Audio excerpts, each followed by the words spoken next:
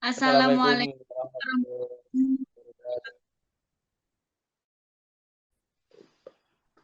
Di sini kami akan mempresentasikan pemrograman dasar dengan bab perulangan yang anggotanya terdiri dari Muhammad Asyam Syaputro dengan NPM 222 10333, Muhammad Fikri Maulana Ridwan dengan NPM 222 103008, dan Yuni Safira Duyanti dengan NPM 222 103021.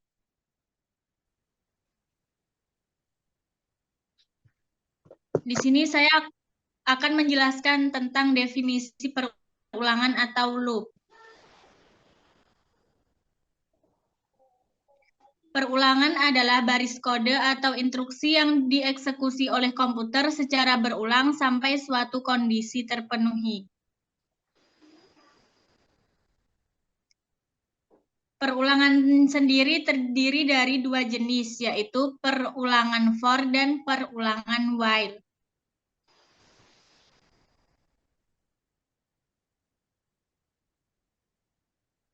Di mana perulangan for adalah perintah yang digunakan untuk melakukan literasi dari sebuah nilai sequence atau data koleksi pada Python seperti list, tuple, string, dan lain-lain.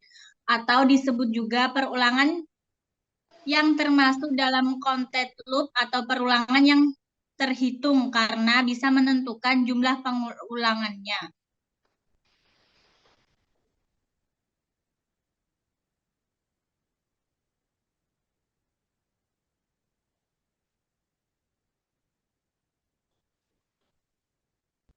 Berikut adalah contoh flowchart for. Seperti pada gambar, flowchart for berbeda dengan flowchart percabangan.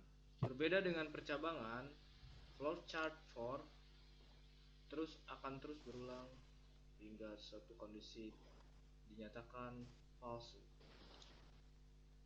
Berikut adalah contoh perulangan for. Contoh yang pertama adalah contoh perulangan for dengan live. Lalu hasilnya sebagai berikut. Di mana suatu data sintak itu terdapat negara dan diberi angka yaitu dengan rumus for x nama in enumerate dan kurung negara, lalu akan menghasilkan nama negara beserta angka dalam berupa list. Kemudian ada contoh perulangan for dengan range. Pada sintak kita masukkan rumus for x in range 1,10 dan lalu print x. Maksudkan range di sini adalah 1, bagaimana kita akan mengeluarkan angka 1 sampai 10 secara berurutan. Namun apabila range-nya dibatasi dengan angka 10, maka akan hanya keluar dengan angka 9 saja. Ada for dengan tuple. Apabila data kita masukkan, tidak akan berubah.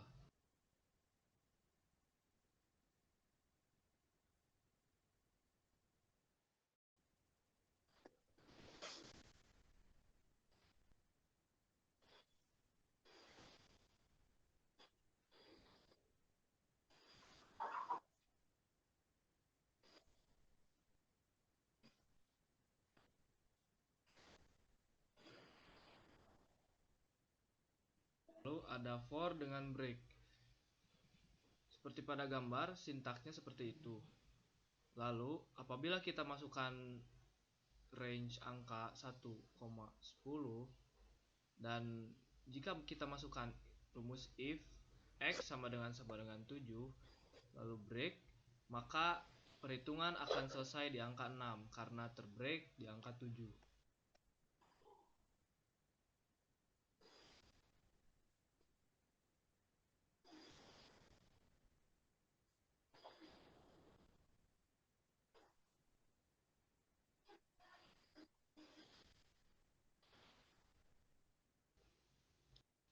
Kemudian ada for dengan continue, yaitu situasi di mana kelanjutan dari for break, di mana kita bisa lihat dari sintak break di sini akan diganti dengan continue, lalu akan menghasilkan sebuah angka yang akan dilanjutkan. seperti contohnya pada gambar berikut.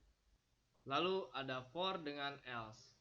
Contohnya pada sintak, di mana kita memasukkan data nama-nama negara, lalu di akhir memasukkan rumus else. Saat kita menjalankan sintaknya, akan muncul tidak ada negara lagi, sebab memasukkan nama negara lain selain di data. Lalu ada for dengan else plus break, di mana sintaknya sebagai berikut, lalu hasilnya sebagai berikut.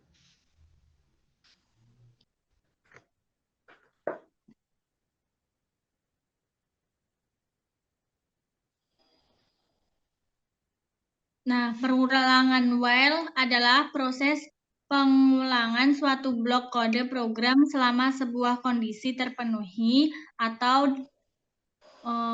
juga perulangan yang termasuk uncounted load, pengulangan yang tak terhitung karena digunakan untuk menghitung suatu yang belum jelas jumlah pengulangannya.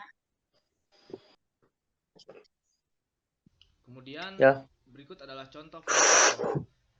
Seperti pada sifatnya, flowchart while yang akan terus-menerus mengulang, tidak seperti for. Nah, maka dalam flowchart tersebut, suatu kondisi jika kita memilih ya, lalu akan keluar aksi, maka kondisi tersebut akan terus-menerus dicek berulang. Sampai jika ingin berhenti, kita harus memilih kondisi no, maka program akan berhenti. Contohnya adalah while dengan range. Sintaknya adalah sebagai berikut. Range di sini harus Dan memberi tanda kurang dari sama dengan 5. Maka hasilnya akan seperti berikut. ya. Jadi yang kedua adalah while dengan list. Jadi gunaan list di sini itu sebagai supaya kita bisa merapikan sebuah data dan juga kita bisa, kalau di while itu kita bisa di bawah ini, jadi sintaknya seperti ini dan hasilnya ada di bawahnya. Lanjut, Mas.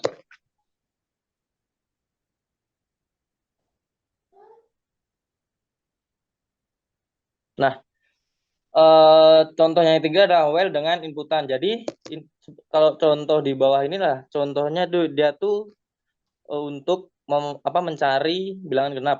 Nah, kegunaan while di sini adalah jika while-nya itu modulo 2 dan dia tuh tidak sama dengan 0, maka dia tuh akan mengeluarkan inputan, coba lagi masukkan bilangan genap. Nah, kalau misalkan dia itu masukinnya bukan bilangan genap, maka dia tuh akan terus berulang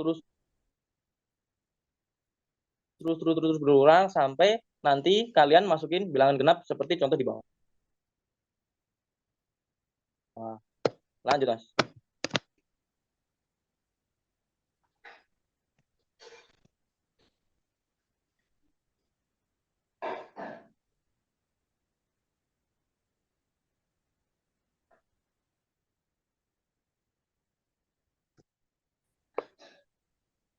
Dan ini adalah while dengan continuous. Jadi untuk contoh sintak di bawah adalah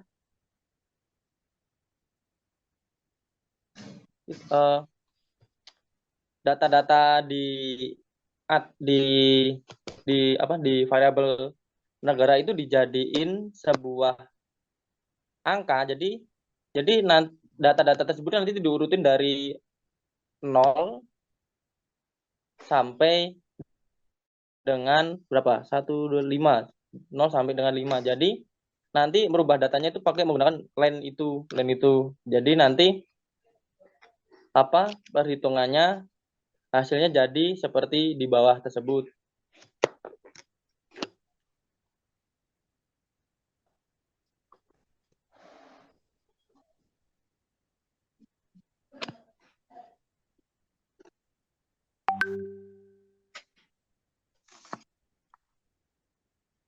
Nah, untuk contoh yang while dengan break itu kegunaannya adalah untuk mencari sebuah data di dalam data yang maksudnya ada listnya apa? List data tersebut. Jadi misal 5 negara yang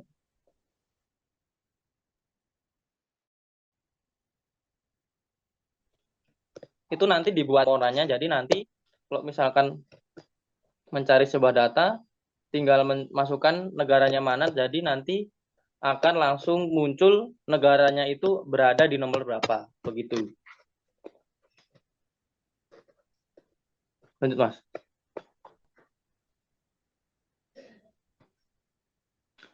Untuk while dengan break plus else, di sini di contoh di bawah kegunaannya adalah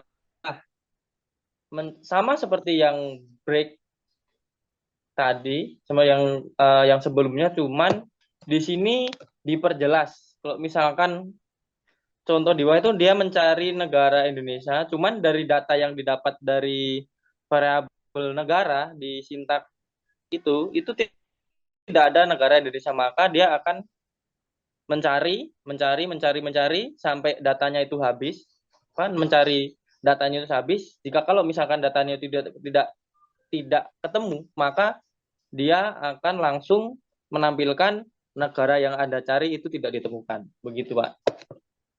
Nah, kapan kita harus menggunakan for dan kapan harus menggunakan while? Jadi penggunaan for untuk kasus yang sudah jelas jumlah perulangannya berapa. Sedangkan kapan kita menggunakan while jika memang perulangannya tidak jelas atau dilakukan dengan berapa banyak. Jadi sekian presentasi dari kelompok kami. Bila ada kekurangan atau kesalahan, kami memohon maaf. Wassalamualaikum warahmatullahi wabarakatuh.